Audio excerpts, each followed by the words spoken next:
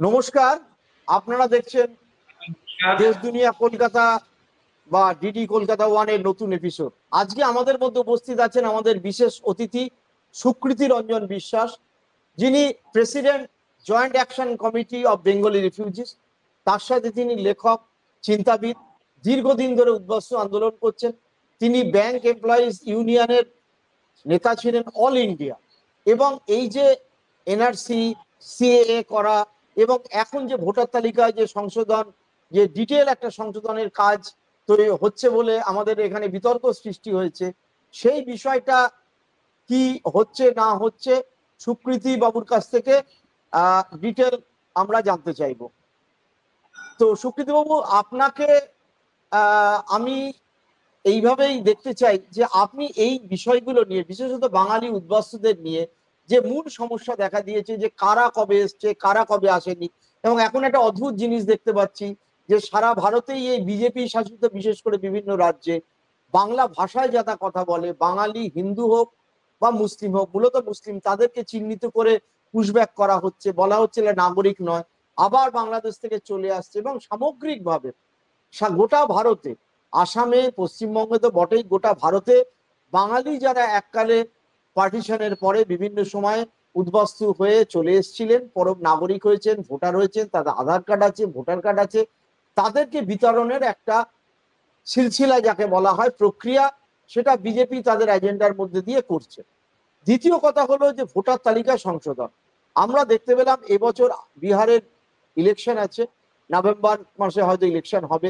তার আগে যে ইন্টেন্সিভ যে ভোটার তালিকা সংশোধন, সেই ক্ষেত্রে জন্মের পরিচয়পত্র, বাবা মায়ের জন্মের পরিচয়পত্র একাধিকবার বলা হলো, বিভিন্ন কাটা বিয়ার করা হলো। এবং যেটা নিয়ে গত মঙ্গলবার তৃণমূলের পক্ষ থেকে চিফ ইলেকশন কমিশন জ্ঞানেশের সাথে দেখা করা হয়েছে এবং তারা আবার বলেছে যে 2024টাকে কাট অফ ইয়ার ধরা হোক, তারপর আপনার প্রমাণ নেই। বারবার একটা জিনিস দেখা যাচ্ছে, ভোটার তালিকায় নাম আছে কিন্তু বাংলাদেশের নাগরিক। আবার এটাও ঘটনা, এক একটা মানুষের একাধিক জায়গায় নাম আছে। মূল এই যে ভোটার তালিকায় নতুন করে যাচাইয়ের যে প্রক্রিয়া শুরু হয়েছে, সেই প্রক্রিয়াটার মধ্যে কি রয়েছে না রয়েছে, কারা ভারতের নাগরিক। কারণ আমরা জানি ভোটার কার্ড নাগরিকত্বের প্রমাণ, পরিচয়পত্র নয়। আধার কার্ডে লেখা থাকে এটা নাগরিকত্বের পরিচয় নয়, তাহলে কি সবার পাসপোর্ট থাকতে হবে? কি উপায়? স্পেশাল রিভিশন যেটা হচ্ছে, সেই রিভিশনটা কিভাবে দাঁড়াচ্ছে? এতে মমতা বন্দ্যোপাধ্যায়ের রোল কোথায়? এক্ষেত্রে বিজেপির ভূমিকা কি, সিপিএম এর ভূমিকা কি, কংগ্রেসের ভূমিকা কি? এইটা নিয়ে আজকে আমরা আপনার কাছ থেকে, আপনার মতো একজন অভিজ্ঞ মানুষের কাছে জানতে চাইবো। প্রথমেই জানতে চাইবো, এই হঠাৎ করে এই যে ভোটার তালিকায় যে নতুন করে অনুসন্ধান করে মানুষের পরিচয়পত্রের ব্যবস্থা করা হচ্ছে, তারা ভোটার কিনা নাগরিক কিনা, এই ব্যাপারটা যদি একটু ব্যাখ্যা করেন। আপনাদের সবাইকে নমস্কার। আসলে আমার যেটা মনে হয়, আমি দীর্ঘদিন থেকে এই নাগরিকত্বের বিষয়টা নিয়ে, এটা উদ্বাস্তুদের নাগরিকত্বের বিষয় নিয়ে আমি আন্দোলন শুরু করেছিলাম। কিন্তু আসলে উদ্বাস্তুরা যখন এসে পড়েছেন ভারতে, তাদের নাগরিকত্ব যাচাই বাছাই এগুলো করতে গেলে একই সঙ্গে এখানকার যারা ভূমিপুত্র, তাদের ব্যাপারটাও এসে যায়। কারণ সেটা যদি না হয় তাহলে তো সবাই বলবে আমি ভূমিপুত্র, ফলে কাগজ দেখানোর প্রশ্নটা সবার এসে যায়। তো এই সমস্যাটা 2003 থেকে শুরু হয়েছে এবং সেই সময় থেকে কাজ করি। সে সম্পর্কে আপনি প্রশ্ন করলে 2-4টে কথা পরে বলবো। এখন বিহারের যে প্রশ্ন, এই বিহারের প্রশ্নটা, এই ভোটার তালিকা যে নিবিড়ভাবে সংশোধন করা বা পরিশুদ্ধ করার যে প্রক্রিয়া, এইটা দেখে, এই যে কার্যক্রম, এটা দেখে আমার যেটা মনে হয় যে আসলে বিজেপি এই যে সেই অটল বিহারী বাজপেয়ীর যে টার্মটা শুরু হয়েছিল, সেই সময় থেকে মধ্যেখানে দুটো টার্ম কংগ্রেস ছিল, মনমোহন সিং ছিলেন। বিজেপি যখনই ক্ষমতায় এসেছে তখনই মানুষকে বিব্রত করার একটা চেষ্টা তারা বরাবর করে যাচ্ছে। একটা গভর্নমেন্টের উচিত মানুষ যাতে শান্তিতে থাকতে পারেন সেইটা করা, কিন্তু এরা খুঁজে খুঁজে বের করছে যে কিভাবে মানুষকে বিব্রত করা যায়, নানাভাবে হেনস্থা করা যায়। আমার মনে হয় এইভাবে মানুষকে ব্যস্ত রেখে মানুষের যে রুটি রুজি চাকরি বিভিন্ন যে বিষয় আছে এইগুলো থেকে মানুষের দৃষ্টি ফেরানোর জন্য তারা এইগুলো করছে। দেখুন, এই যে ভোটার তালিকা নিবিড়ভাবে সংশোধন, এইটা আমরা বিভিন্ন কাগজে যেটা পড়ছি যে এর আগেও হয়েছে, বোধহয় এর আগে 13 বার হয়েছে, কিন্তু এইটা 13 বার মানে এটা প্রথম, কিন্তু এর আগে কিন্তু এটা নিয়ে এরকম বিতর্ক হয়নি। আমরা দেখতে পাচ্ছি 2003-এই প্রথম হয়েছিল, লাস্ট হয়েছিল বিহারে। 13 বার হয়েছে, মানে সেটা তার মানে বিজেপি ক্ষমতায় আসার আগেও হয়েছে। কংগ্রেস আমলে হয়েছে, কিন্তু মানুষকে এইভাবে বিরক্ত তারা করেনি। এটা করা উচিত, আইন আছে, সংবিধানে বলেছে, তারা এটা করেছে যাতে মানুষের সেভাবে সমস্যা না হয়। কিন্তু বললাম ওই যে বিজেপি তো মানুষকে সমস্যার মধ্যেই রাখতে চাইছে, মানে অযথা সমস্যার মধ্যে রাখতে চাইছে, ফলে তারা এটা। জাস্ট একটা কথা আপনাকে একটু থামাচ্ছি, এটা তার মানে সাংবিধানিক স্বীকৃতি, এটা তার মানে সাংবিধানিক প্রক্রিয়ার মধ্যেই এটা রয়েছে, মানে আইনগতভাবেই রয়েছে যে এই যে নিবিড় যে এটা সংশোধন করতে পারে। নিশ্চিতভাবে এটা সাংবিধানিক প্রক্রিয়ার মধ্যে আছে।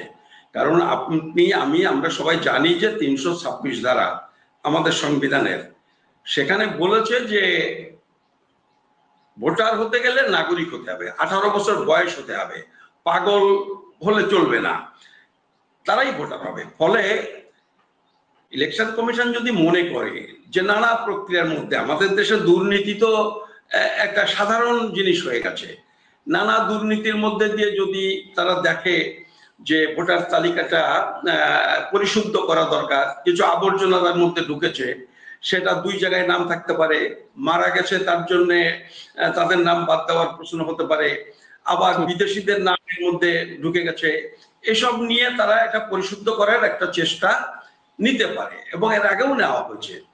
ফলে সেদিক দিয়ে যদি বলেন 326 ধারার সাথে এটা সামঞ্জস্যপূর্ণ।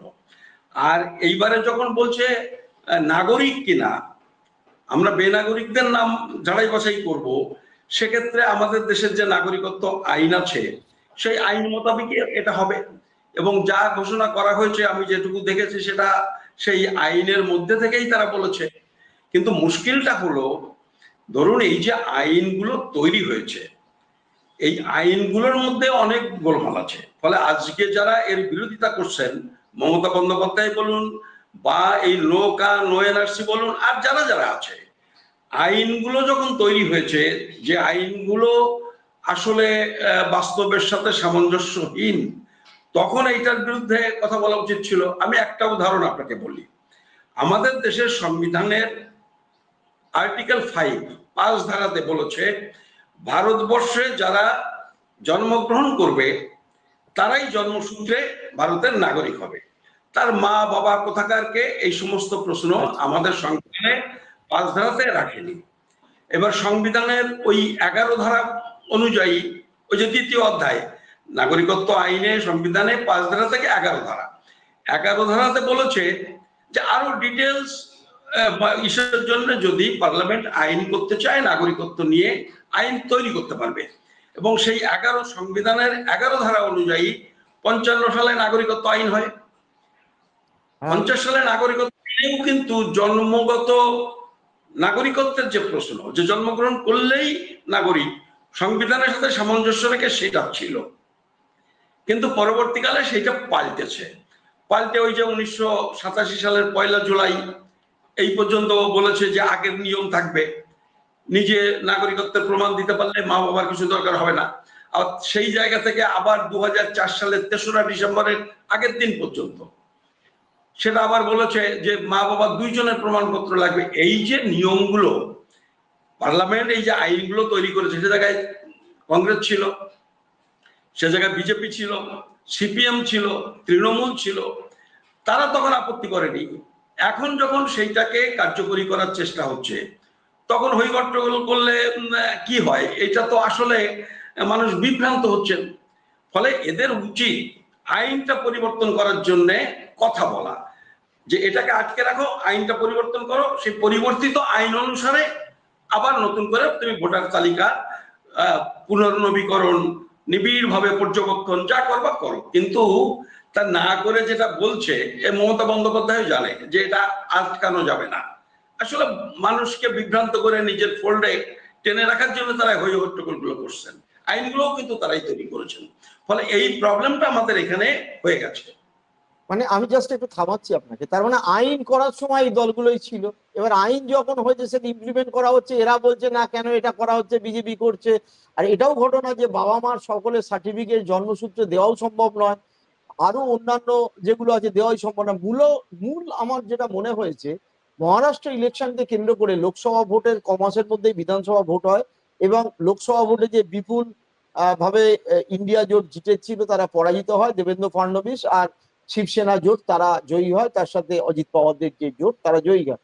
তারপরেই প্রশ্ন উঠে যে মহারাষ্ট্রের ভোটার তালিকায় হঠাৎ করে একটা বাল্ক লক্ষ লক্ষ নাম্বার ঢোকানো হয়েছে, যেটা রাহুল গান্ধীও বারবার বলছে, এবং তারা কিন্তু তখন আবার পরিষ্কারভাবে বলে সেই নামগুলো বাদ যাক। কিন্তু বিহারের ক্ষেত্রে আমরা যখন দেখতে পাচ্ছি, তখন আলোচনায় বলা হচ্ছে যে এটা করা হচ্ছে অ্যাকচুয়ালি মুসলিমদের বাদ দিতে, এটা করা হচ্ছে দলিত এবং গরিব মানুষকে বাদ দিতে। বিষয়টা যদি আর, এবং ওয়েস্ট বেঙ্গলের ক্ষেত্রে একই কথা বলা হচ্ছে তৃণমূলের পক্ষ থেকে, যে বেছে বেছে তৃণমূলের লোককে বাদ দেওয়ার কথা বলা হচ্ছে।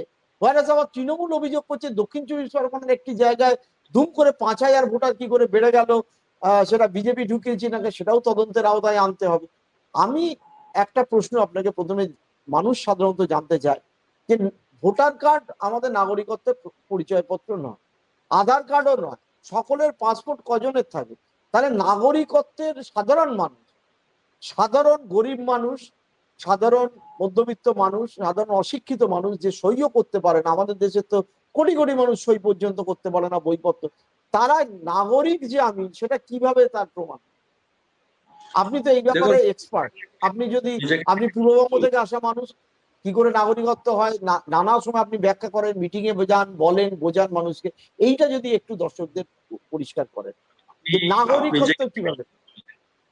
প্রসূন বাবু, আপনি যেখান থেকে শুরু করলেন, দেখুন মহারাষ্ট্রের ব্যাপারটা, মহারাষ্ট্রে প্রাথমিকভাবে একটা ডিক্লেয়ার করেছে সন্ধ্যেবেলায় যে এত ভোট পড়েছে, তারপরে যখন ফাইনালি যখন ডিক্লেয়ার হচ্ছে তখন তার থেকে অনেক বেশি পার্সেন্টেজ বেড়ে গেল।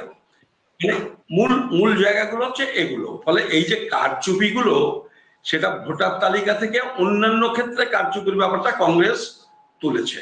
আপনি লক্ষ্য করলে দেখবেন আজকে প্রচার করার চেষ্টা হচ্ছে এটা বোধহয় কংগ্রেসের জন্য, কংগ্রেসের বিরুদ্ধে এটাকে ঠেলে দেওয়ার চেষ্টা হচ্ছে, কিন্তু সেখানে কিন্তু মূলত আমি এটা নিয়েই তা বলছি না, ভোটার তালিকায় কিছু কারচুপির প্রশ্নটাও আছে, কিন্তু কংগ্রেসের যে অভিযোগ মহারাষ্ট্র নিয়ে বলেছে সেটা কিন্তু অন্য জিনিসগুলো, আমি অত ডিটেলসে যাচ্ছি না। এখন আপনি যে প্রশ্নটা বলছেন যে নাগরিক কে নয়, কি তার প্রমাণপত্র, এখন এইসব বিষয়গুলো দেখুন খুব জটিল হয়ে গেছে।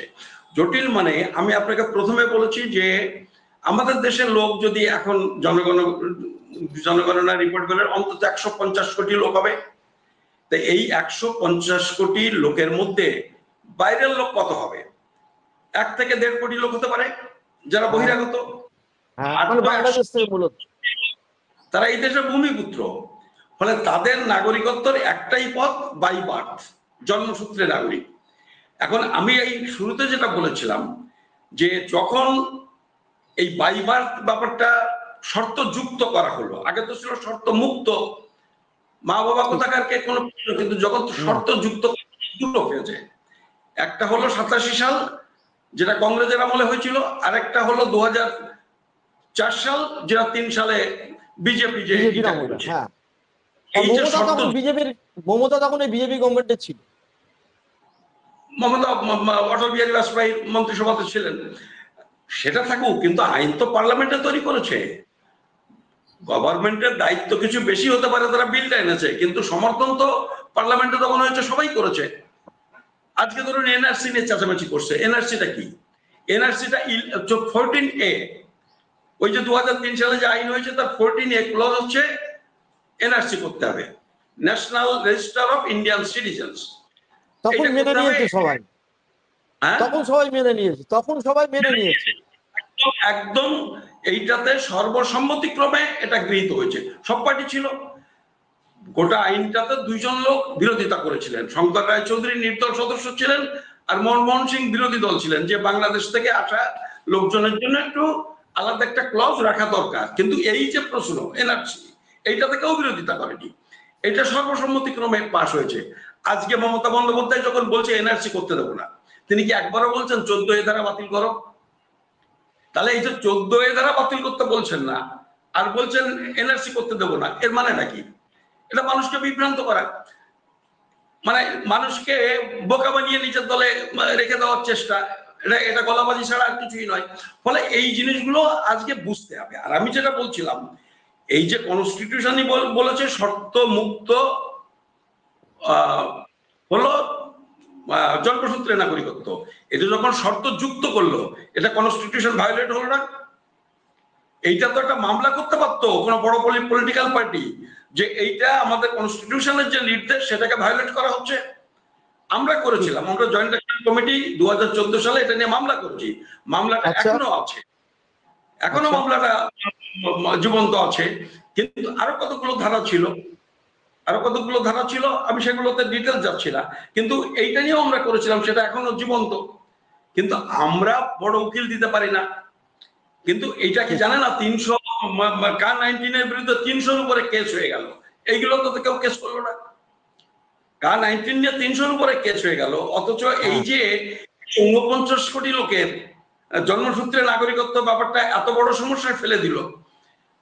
আপনি জানেন যে আমাদের দেশে নাগরিক মানে জন্ম সার্টিফিকেট ইস্যু করার যে ওই জন্ম মৃত্যু নিবন্ধীকরণ আইন, দি registration birth and death act 1969 সালে হয়েছে।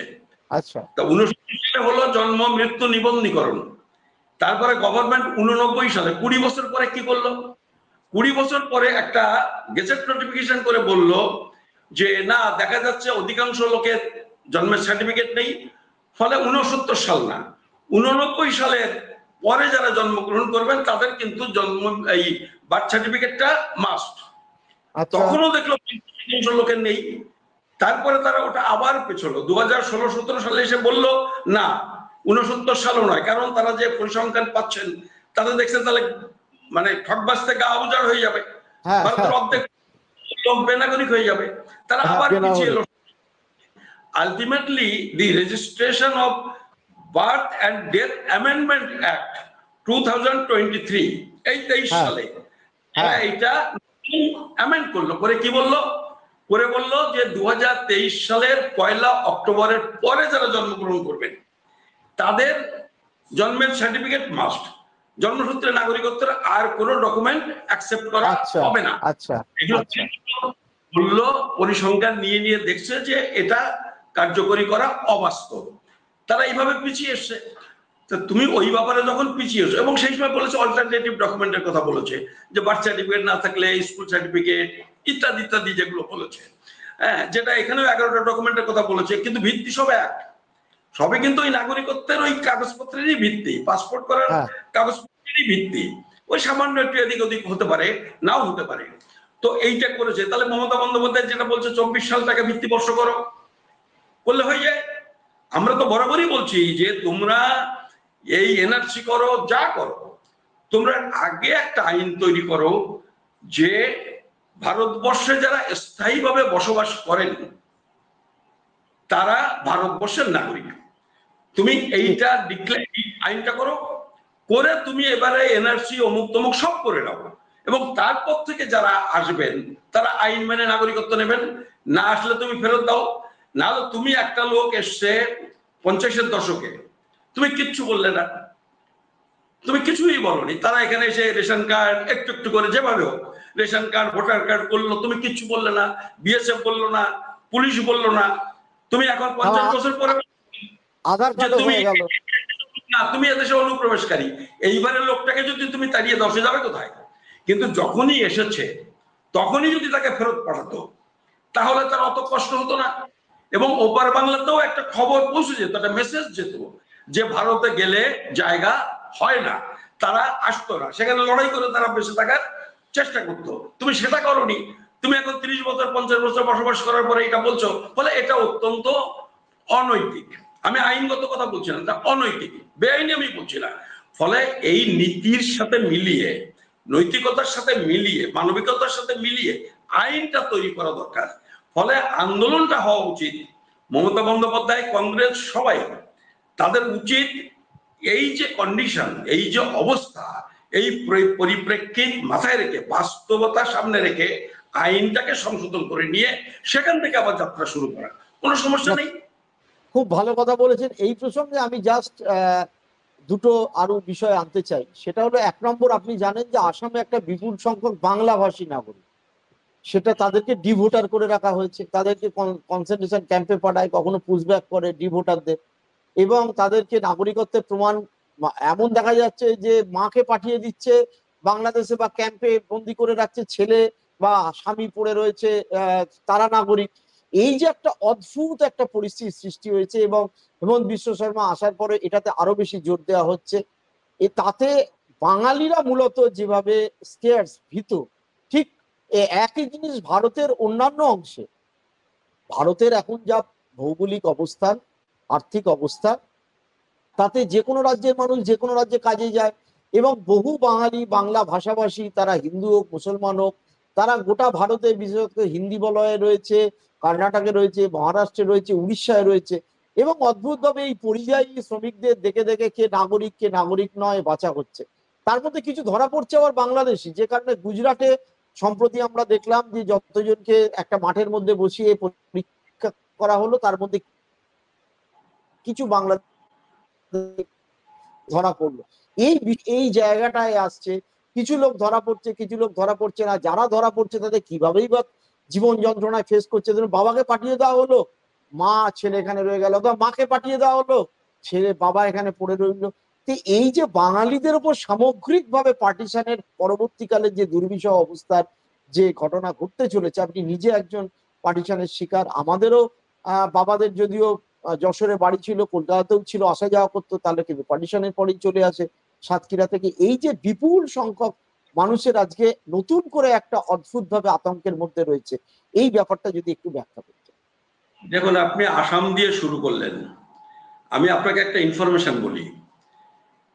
এই উদ্বাস্তুদের উপরে একটা স্বরাষ্ট্র দপ্তর একটা কমিটি করেছিল, একটা কমিশন করেছিল, যার চেয়ারম্যান ছিল আমাদের এই যে দমদমের একজন এমপি, নামটা আমার এই মুহূর্তে মনে পড়ছে না, তার নেতৃত্বে কমিটি,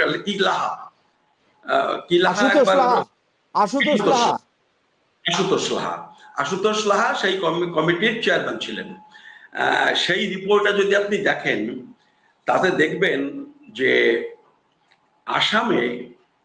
আসামে খুব কম উদ্বাস্তু আসাম প্রদেশে গেছে। মাত্র 6 থেকে 7 লাখ রিফিউজি আসামে গেছেন। আর এই বাঙালিগুলোও নিয়ে কিন্তু মূল ঝগড়াটা কিন্তু হয়েছে কিন্তু আসামে। মানে এইটা শুধু ওই রিফিউজি প্রশ্ন নয়, ওইটার আলাদা অনেক, আসামের ক্ষেত্রে অনেক অন্য কারণও এর মধ্যে আছে। তা না হলে 6-7 লক্ষ মানুষ, মানে আপনি বুঝতে পারছেন।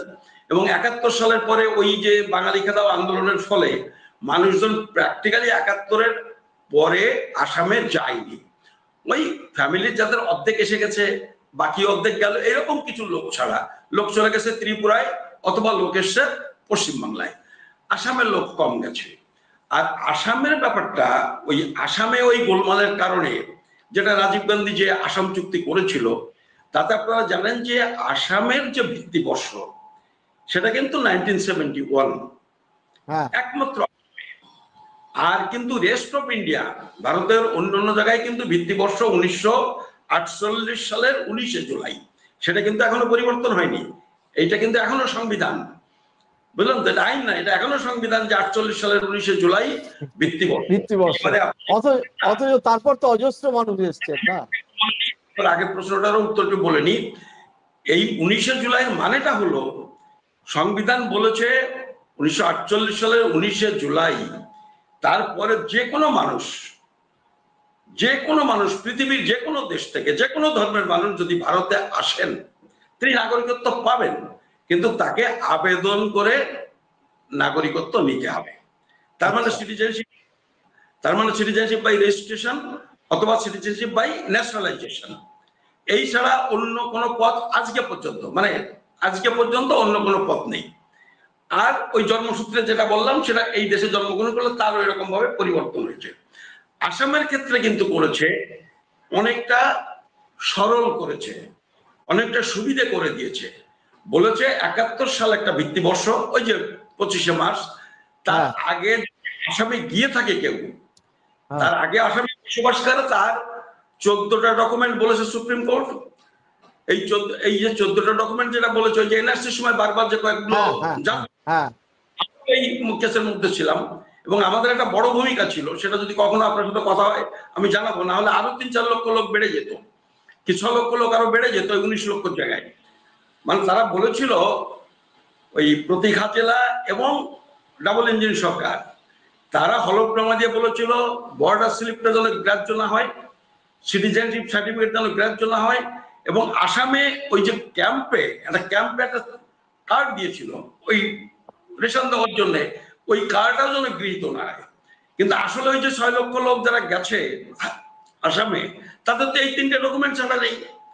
আর এই 3টে বাতিল করার জন্য বলেছিল, যুক্তি কি ছিল, 2-3টে ফলস বা নকল সার্টিফিকেট ধরা পড়েছিল, সেইটাকে তারা সুপ্রিম কোর্টে হাজির করেছিল, বলেছিল দেখেন এই সমস্ত জিনিস নকল তৈরি হয়েছে, জাল তৈরি হয়েছে, বলে ওই 3টে বাতিল করো।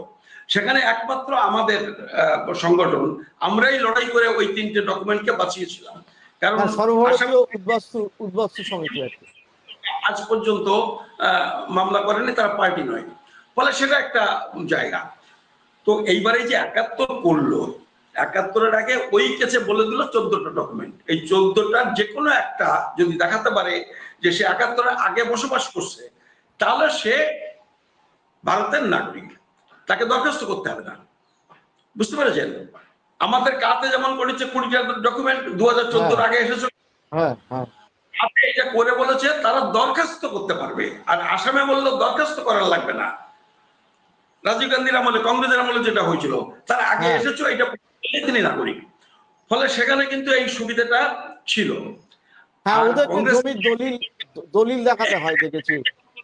প্রসঙ্গ শেষ করছি, আরেকটা দোষ দেওয়া হয় যে মা বাবার একজন, এইটা কংগ্রেস আমলে হয়েছে, ওই যে 87 সালের ব্যাপারটা, কিন্তু আসলে ওইটা কিন্তু হয়েছিল, ওইটা যদি না হয় 71 পর্যন্ত আসামে করে দিল, তারপরে যারা জন্মগ্রহণ করবে তারা আসামের নাগরিক হয়ে যায়, সেটা অসমীয়ারা চাইনি, যে কারণে ওই ক্লজটা এনেছিল কিন্তু আসামের জন্য। কিন্তু ভুল যেটা করেছিল কংগ্রেস, ওটা অনলি ফর আসাম না বলে ওইটা সারা ভারতের জন্য করে দিয়েই এই গোলমালটা বাঁধিয়েছে।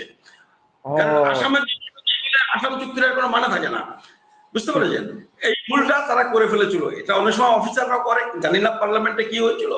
ফলে আসামের ক্ষেত্রে আপনি যেটা বলছেন, এই যে আসাম থেকে তাড়িয়ে দেওয়ার ব্যাপারটা, এইটার সাথে, কারণ আপনি তো জানেন আসামের বেশিরভাগ বাঙালি কিন্তু সেখানকার আগের বসবাসকারী।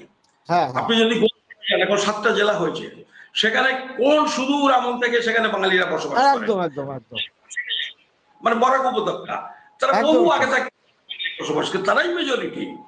আসলে ওখানে যেটা হয়েছে সেটা আসলে বাঙালি ভার্সেস অবাঙালি, বা তার সাথে কিছু উদ্বাস্তু গেছেন, তারাও তার মধ্যে পড়ে গেছেন, সেটাও একটা ইস্যু হয়ে গেছে। ফলে আসাম একটা ব্যাপার, আর এবারে রেস্ট অফ ইন্ডিয়ার ক্ষেত্রে কিন্তু অন্য বিষয়। তাও কি হয়েছে, আপনি ডিভোটার বললেন, ডিভোটার হয়েছে, এত শত প্রচার হয়, কয়জনকে তারা বহিষ্কার করতে পেরেছে? মাত্র কয়েক হাজার। এত যে ঢাকঢোল পিটিয়ে যা করা হয়, কিন্তু এগুলো আসলে প্রচার এবং ওই পোলারাইজেশন, মানে কোন সময় বাঙালি ভার্সেস অসমিয়া পোলারাইজেশন, ওই যারা উগ্র অসমিয়া জাতীয়তাবাদী রাজনীতি করে, এগুলো মূলত কিন্তু এগুলো কাজের কাজ এখনো কিছু হয়নি। এই যে প্রক্রিয়া শুরু করেছে, আপনি দেখবেন কটা লোকের দেশ থেকে বহিষ্কার করতে পারে, দেখবেন শেষ পর্যন্ত অসঠিক। আসলে মানুষকে ব্যতিব্যস্ত করা, যেটা দিয়ে আমি শুরু করেছিলাম, যে এইটাই করে যাচ্ছে বিজেপি। তাহলে এই যে আমার অন্য প্রশ্ন, এই যে গুজরাট থেকে কিছু লোককে পাঠানো হলো পুশব্যাক করে, আবার তারপরে দেখা গেল উড়িষ্যা থেকে আবার তাদের পরিচয়পত্র দিয়ে সম্প্রতি আপনারা সব কাগজেই বেরিয়েছে না তারা আসলে এদেশেরই নাগরিক। এই যে হয়রানি, এবং মুসলিম যদি পার্টিকুলার টাইপে হয়, যা ধর্মভিত্তি হয়, তাহলে সেটা আরো বেশি করে হচ্ছে। এই বিষয়টাকে আপনি কিভাবে দেখছেন? দেখুন, এই পোলারাইজেশনের যে ব্যাপারটা সেটা তো আছে।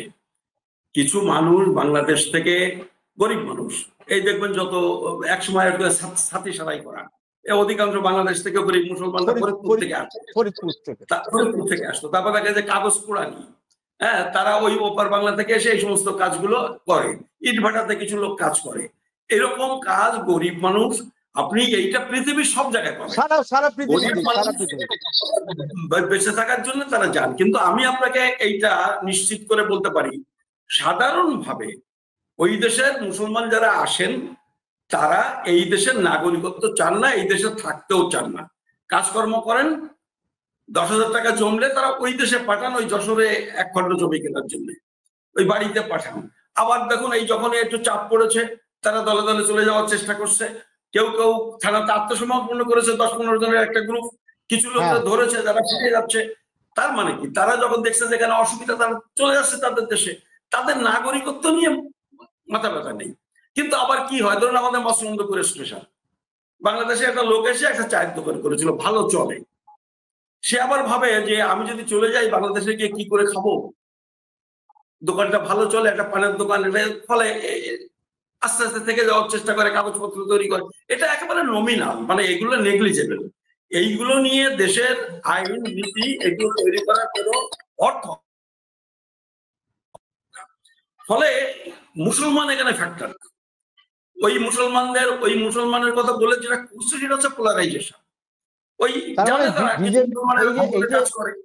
আমি জাস্ট থামাচ্ছি, এই যে শুভেন্দু অধিকারী এবং বিজেপি ইদানিং লিডারশিপ একটা অদ্ভুত ভাবে সব রোহিঙ্গা চলে এসছে, রোহিঙ্গারা বসে যাচ্ছে, এটাও তার মানে একটা প্রচারেরই পার্ট বলা চলে। রোহিঙ্গা কজন আরাকান থেকে এখানে, আমার মনে হয় প্রসন্নবাবু, আমার মনে হয় এই শুভেন্দুর কথাবার্তা নিয়ে আলোচনা করার কোনো মানে হয় না।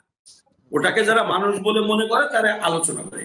ও যে হিন্দু মুসলমান যেভাবে করে, আমি মুখ্যমন্ত্রী হলে ওই মমতা বন্দ্যোপাধ্যায় যাই ওই প্রথম দিন ওকে জেলের মধ্যে ঢুকিয়ে দিতাম। আমাদের দেশের সংবিধান এলাও করে যে আমি হিন্দুদের ভোট চাই, অন্যদের ভোট চাই না, এটা কথা এরা করছে। এরা তো জানে মমতা বন্দ্যোপাধ্যায় ওনাদের দুইজন, হয় তুমি না হলে আমি, তুমি না হলে আমি, এই তো এরা করে যাচ্ছে। এবং সেটাই করেছে যে এখানে তৃতীয় কেউ থাকবে না, এইভাবেই তারা জিনিসটা চালাতে চাইছে। ফলে শুভেন্দুর কথা নিয়ে ওই আলোচনা করে কোনো লাভ নেই, ওইটা আপনি ছাড়ুন। রোহিঙ্গা কোথায়? আমি একটুখানি ইতিহাসটা বললেন যখন বলি, 1935 সাল, তার আগ পর্যন্ত রোহিঙ্গা বা বেঙ্গল প্রেসিডেন্সির অংশ। রোহিঙ্গা মানে আরাকানের কথা বলছি, মায়ানমার আরাকান তো ছিল বেঙ্গল প্রেসিডেন্সির মধ্যে। 1935 সালে ভারত শাসন আইনে ওটাকে ছেড়ে দেওয়া হলো, বেঙ্গল প্রেসিডেন্সি থেকে বার্মার সাথে যুক্ত করে। ওটা 1935 সাল। তারা বাঙালি। আজকে সেখানে এই যে সমস্যাগুলো চলছে, আজকে না, বহুদিন আগের সমস্যা, এবং সেটাও কিন্তু নাগরিকত্বের সমস্যা। ওই নাগরিকত্বের আইন তৈরি হয়েছিল বোধহয় 1982 সাল সালের আগে। সেই আইন অনুযায়ী তিন ধরনের নাগরিক করেছিল, সেইটাতেই তাদের ওখান থেকে বহিষ্কার করছে। ফলে এই যেটা বলছে রোহিঙ্গারা হচ্ছে কিন্তু জাতিসংঘের রেজিস্ট্রিকৃত উদ্বাস্তু, তারা কিছু জম্মুতে আছে, তার দায় দায়িত্ব কিন্তু জাতিসংঘ নেয়। সেখান থেকে কিছু লোক এদিক ওদিক অনেক সমস্যা থাকে ক্যাম্পে ছড়িয়ে ছিটিয়ে চলে যাওয়ার চেষ্টা করে, এখানে সেটেল হওয়ার চেষ্টা করে, এরকম কিছু আছে। কিন্তু এইটা কি কোনো সমস্যা? কয়জন রোহিঙ্গা? 150 কোটি লোকের দেশে এইটা কি কোনো ইস্যু হয়? এবং যা আছে ওই বোধহয় রাজস্থানে, সম্ভবত রাজস্থান, গুজরাটে, ওখানে কিছু আছে ক্যাম্প, যেটা ওই জাতিসংঘের ওই আর বাকিটা হচ্ছে জম্মুতে। তার মধ্যে থেকে কিছু ওই কষ্টের মধ্যে থেকে ক্যাম্প থেকে বেরিয়ে এদিক ওদিক ছিটিয়ে ছড়িয়ে চলে যাওয়ার চেষ্টা করে। ওই যেটা নিয়ে একবার আমাদের এখানে এসেছিল ক্যানিংয়ের এদিকে, এই যে সব ঘটনাগুলো ঘটেছে। ফলে ওই রোহিঙ্গা এইগুলো হচ্ছে পোলারাইজেশন ছাড়া আর কিচ্ছু না। হিন্দু মুসলিম এই রাজনীতি করার জন্যই তারা এই সমস্ত জিনিসগুলোকে তোলে। আচ্ছা, এবার আমি জাস্ট মানে প্রায় আমাদের শেষ হয়ে এসছে। বাংলাদেশে গত আগস্টের পরে যে ঘটনাটা ঘটলো, সেই ঘটনার প্রেক্ষাপট নিয়ে বলতে যাই, নতুন করে ওই দেশ থেকে হিন্দুরা তো অনেকেই প্রাণের ভয়ে, সম্পত্তির ভয়ে এই দেশে চলে আসছে। সেটা কতটা দেখছেন, কিভাবে তারা আসছেন, কিভাবে তারা আহ নতুন করে সমস্যা কিভাবে বাড়ছে বলে আপনার মনে হচ্ছে?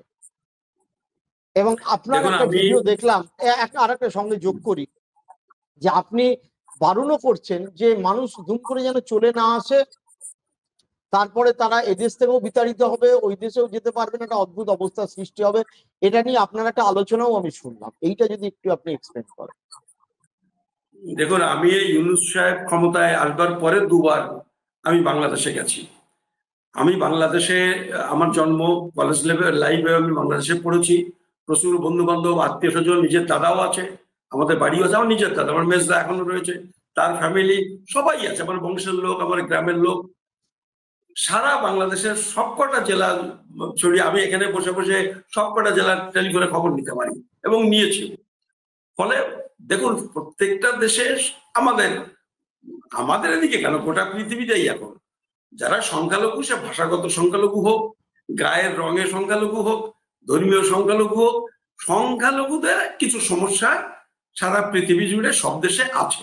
একদম কোন সময় কোন দেশে কম বেশি।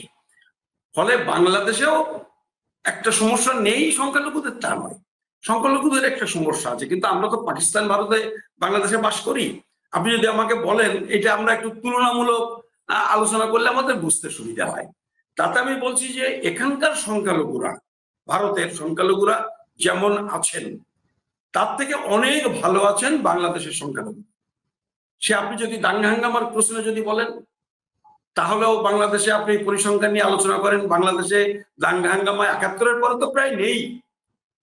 পাকিস্তান আমলে ৫০ সালে হয়েছিল, ৬৪ সালে হয়েছিল, সব কয়েকটা পকেটে, এবং সেই দাঙ্গার সাথে তো পাঞ্জাবের দাঙ্গার কোনো তুলনা হয় না।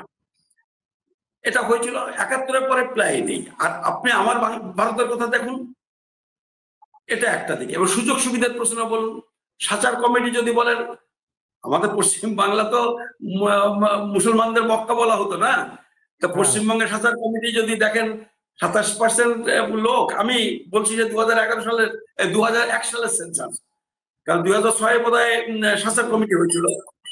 তো সেখানে আপনি মুসলমান, ৩% চাকরি, আর 0.50 মানে ২০০ জনে একজন উচ্চশিক্ষায়।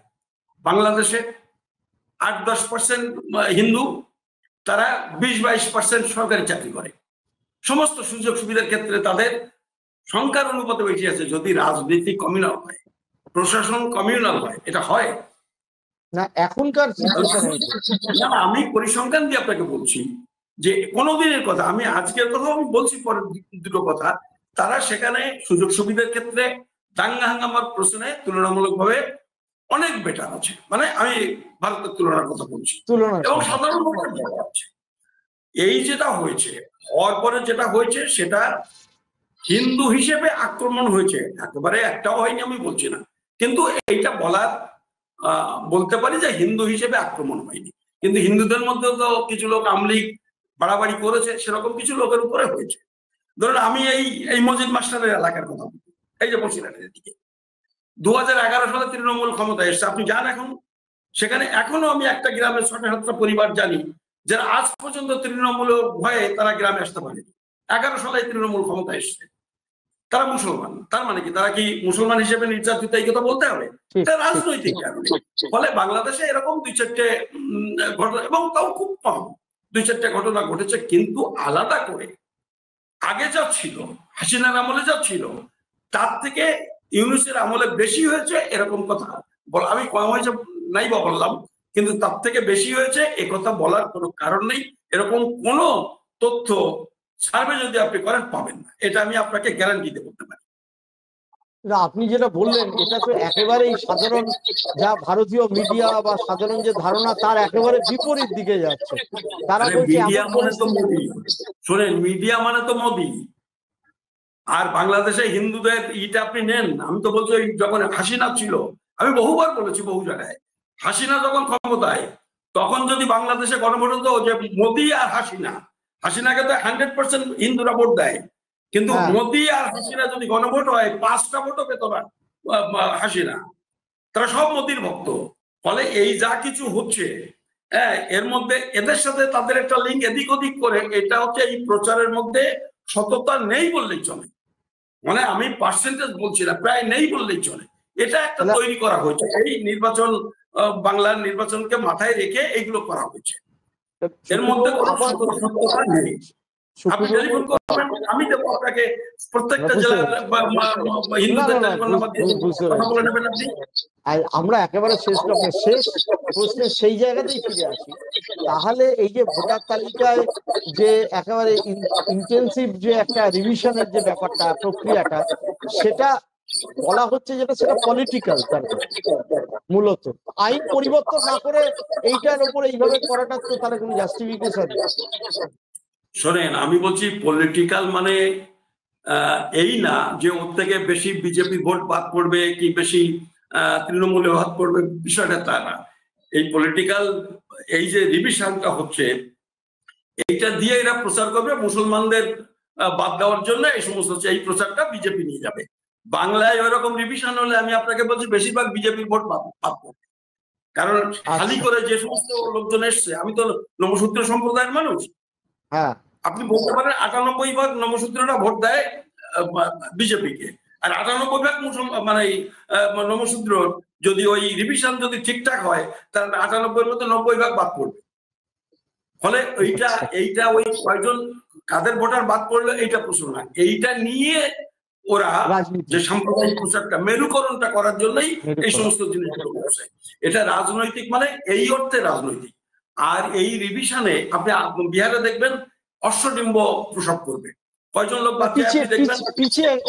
ওরা তো পিছিয়ে গেছে অলরেডি। যা ইলেকশন কমিশন বলেছিল জ্ঞানেশ, সেটা থেকে পিছিয়ে গেছেন তারা। 2004-এ নেমে এসছে, 87 ব্যাপার নেই, তারপরে পরবর্তীকালে বলছে কাউকে বিরক্ত করা হবে না। না, ওই রকম হয়নি। শোনেন, ওখানে লাস্ট রিভিশনটা, মানে নিবিড় রিভিশনটা হয়েছিল, ওরা বলছে 2003 সালে। 2003 সালে ওরা ভিত্তি, যেটা এই কংগ্রেস, তৃণমূল, আরজেডি, বাম দলগুলো বলার পরে যেটুকু পরিবর্তন করেছে ইলেকশন কমিশন, সেটা হচ্ছে যে 2003-এর ভোটার তালিকায় যাদের নাম আছে তাদের আর পেপার দেখাতে হবে না, তাদের আর পেপার দেখাতে হবে না। তাদের যদি ভোটার তালিকায় নাম থাকে তারা নাগরিক হিসেবে ধরে নিল। আর তাদের ছেলে মেয়ে যারা 87 সালের পরে জন্ম, তারা নিজের কাগজপত্র লাগবে, নিজের নাগরিকত্বের কাগজপত্র লাগবে। তার সাথে ওই যে মা বাবার একজন দরকার হতো, তো মা বাবার আর কাগজপত্র লাগবে না, মা বাবা যদি ভোটার লিস্টে নাম থাকে সেই একটা কপি দিলে হয়ে যাবে। এইটুকু রিভিশন হয়েছে। কিন্তু আর বাকি যা ব্যাপারটা তো মানে ব্যাপারটা কিন্তু আগের থেকে অনেকটা ইজি হলো, কারণ বাবা মার ভোটার কার্ড থাকেই, মানে ইজি তো হলো, ওইটুকু সুবিধা হলো যে মা বাবারটা দেখাতে হবে না, বা মা বাবা যাদের 2003 সালে আছে তাদের কাগজ জোগাড় করতে হলো, সেটা আর করতে হলো না। তার মানে এটার মধ্যে আমি একটা পজিটিভ জায়গাও দেখছি, সেটা হলো এই যে হয়তো গভর্নমেন্ট এর পরে নাগরিকত্ব প্রমাণের জন্য ওই 2003 সালের আগের ভোটার তালিকা বা ভোটার লিস্টটাকেই ভিত্তি করতে পারে। এবং সেটা যদি আমাদের এখানে হয়, যেটা এখন আসে 87 সাল, এই 48 সাল, সেটা যদি আমাদের এখানে 2001 সাল যদি হয়, আমার মনে হয় ওয়েস্ট বেঙ্গল 2001-এ হয়েছিল এরকম একটা নিবিড় প্রক্রিয়া। তাহলে এখানেও যদি 2001-এর ভোটার তালিকাটা যদি হয়, তাহলে তার আগে যারা এসেছে তারা কিন্তু বেঁচে যাবে, কারণ তারা এদিক ওদিক করে ভোটার তালিকার নাম তুললেও তারা কিন্তু বেঁচে যাবে। ফলে আমার মনে হচ্ছে, এখনো নিশ্চিত করে বলার সময় হয়নি গভর্নমেন্ট কি ডিসিশন নেবে, যে তাতে একটা ওই যেমন 71-এ আছে আসামে, এখানে কিন্তু এইটা থেকে হয়ে যেতে পারে 2003 বা 2001 একটা জায়গাতে এটা নেমে আসতে পারে, এটা আমার মনে হচ্ছে। অনেক আপনাকে ধন্যবাদ, আপনি অনেক সময় দিয়েছেন। আমি দর্শকদের বলবো, এত এক্সপ্লিসিটলি বিস্তারিতভাবে আপনারা অন্য কোনো টিভি কোনো চ্যানেলে শুনতে পারবেন না। এবং সুকৃতিবাবু যে দীর্ঘ জীবনের অভিজ্ঞতায় এবং পথে নেমে আন্দোলনের অভিজ্ঞতায় তিনি ব্যাপারটা বিস্তারিত ব্যাখ্যা করলেন। আপনারা আমাদের সঙ্গে থাকুন, লাইক, শেয়ার, কমেন্ট করুন। সকলে ভালো থাকবেন, ধন্যবাদ।